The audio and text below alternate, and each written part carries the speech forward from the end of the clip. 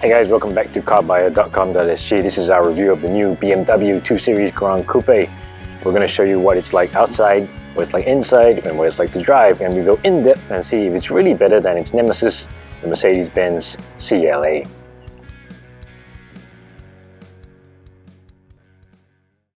Alright, so the 2 Series Gran Coupe, this is the newest, smallest Gran Coupe BMW's ever made. The car just launched here on February 20th. We have the local detailed news story up on carbuyer.com.sg, check that out. And we actually also covered this car previously in our top 5 most important cars of the Singapore Motor Show 2020. We have a video, click on that to watch it, and also to find out what are the major cars coming here from 2020 from Toyota, from Skoda, from Volkswagen, BMW and Mazda as well, so that's quite relevant to Singapore. Okay, back to the 2 Series Gran Coupe.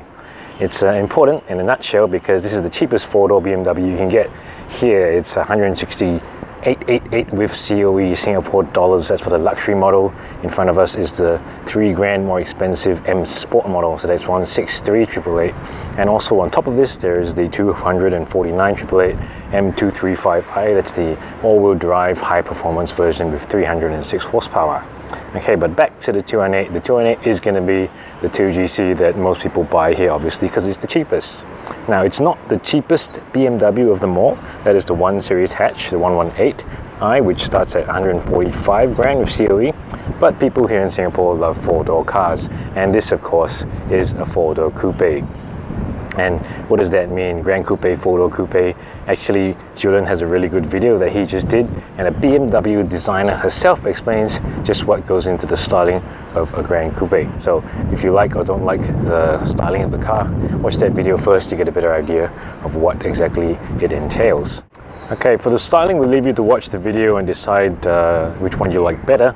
But let's compare a picture of the luxury model to this one right now, so you can see the differences. And of course there is a bearing on price here, but the M Sport model is only 3 grand difference than the luxury model. So the import touches are all here, different body kit. Inside there's the fat steering wheel, you got your floor mats, you got your M badges, sport suspension. Outside there's still 18-inch wheels compared to the 17-inch ones on the luxury. That has some bearing on ride comfort, we'll cover that after this. So, but there is not that much of a big difference as it is with, say, a 3 Series M Sport and luxury.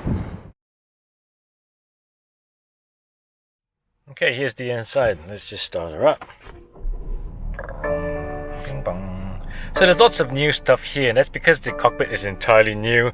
Just like the new 1 Series, both have become front-wheel drive cars. Of course, the 2 Series Coupe is still a rear-wheel drive car, unlike this car and unlike the 2 Series MPVs. So that's different.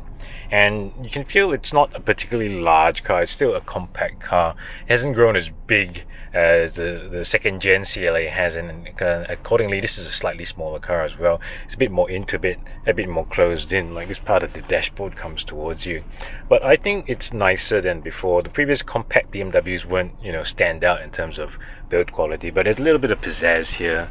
There's a nice material there, hexagon cover, there's a nice trim, nice sport seats with a contrast color right there, so it's pretty handsome, a nice little interior. Okay, but overall I think Mercedes has the edge in glitz here, but the BMW isn't far behind at all. But of course, glitz doesn't mean the car is well built, so that's another thing to take into account. Alright, so where BMW gets its nose ahead is in technology, because this is BMW OS 7.0. There are 2 screens. There's 10.25-inch screens. This is the driver active display, and this is the infotainment system, of course. So this one is also not just controlled by the controller, but also by a touchscreen as well. So that is quite useful. Now that we have the choice between the two, and it's not just touchscreen only like on an Audi, which we find a bit tedious to use. And another edge that BMW has is the better voice command system. Now those aren't super popular because they don't really work very well in general, but BMW's intelligent personal assistant is probably the best of the lot. I'll give you an example here. Hey BMW, I'm hot. Oh, I am lowering the temperature, so it will be more comfortable shortly. So it's pretty clever. It's not quite Siri from Apple just yet, but it is usable in a way that previous voice assistant systems have not been. Okay, so another big plus that BMW has is in active safety. So this car has autonomous front braking, rear cross traffic alert, blind spot monitoring, lane keeping warning, and intervention. Or if you control this by the button here, so let's configure them for you.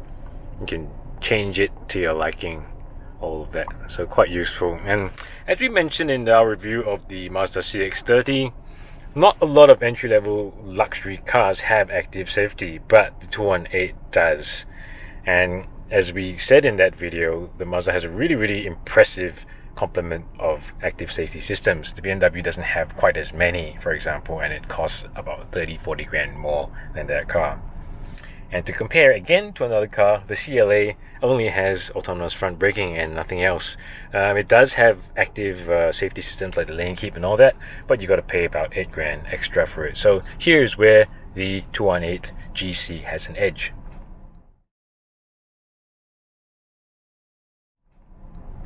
And how does the car drive? Well, it's compact, it's agile, nice to drive around town. You don't have to worry about cramped car park because this is a small vehicle. It's agile and it handles well.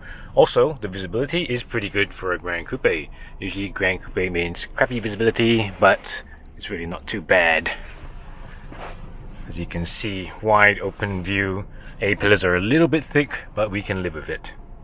Okay, so it's decently refined as well, and usually we don't recommend M Sport for small BMWs because it can feel very jiggly like it did at the 1 Series and the 3 Series, but surprisingly for the 2 GC it's not that bad. You can still feel the jiggle here and there, but it's not as intrusive. And also one other strong point of the BMW naturally is that it has driving fun. Now it's not super feelsome or super sporty, but it's accurate, it's agile, playful. There's lots of torque from the nice 1.5 litre engine. That's the same 3-cylinder unit as the Mini Cooper. So it sounds really nice as well. And if you're a driving fan, it's going to serve you better than a CLA would. But overall, you know, it's easy to push. If you want to go a bit faster, the BMW is always up for that. Whereas Mercedes is always a bit like, don't do that. BMW is like, okay, come on, let's do it. Come on, let's go. All right.